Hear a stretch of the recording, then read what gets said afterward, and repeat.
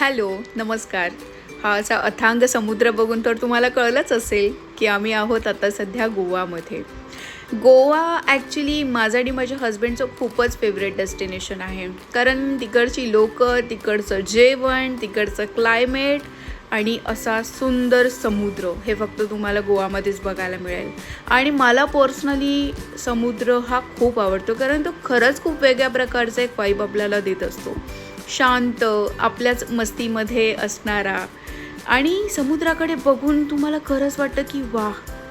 काय सुंदर आहे हे. वॉटर ॲक्टिव्हिटीज पण करायला मला दोघांनाही फार आवडतात. पण ही ॲक्टिव्हिटी करताना मात्र मी खूपच घाबरून गेलेले कारण बराच वेळ पाण्यात होतो तर मला कळत नव्हतं की हे नक्की काय आम्ही पाण्यातच राहणार आहोत. But hush! जीवात जीवाला वरती आलेलो बघून. ॲक्च्युली आम्ही जेव्हा गोव्याला जातो तेव्हा मोस्टली आम्ही रेंटल कार्स हायर नाही करत. आम्ही बाईकनी फिरणं जास्त प्रेफर करतो कारण ती एक मजा मात्र गोव्यातली खूप वेगळी असते. आणि गोव्याची संध्याकाळ, आहा!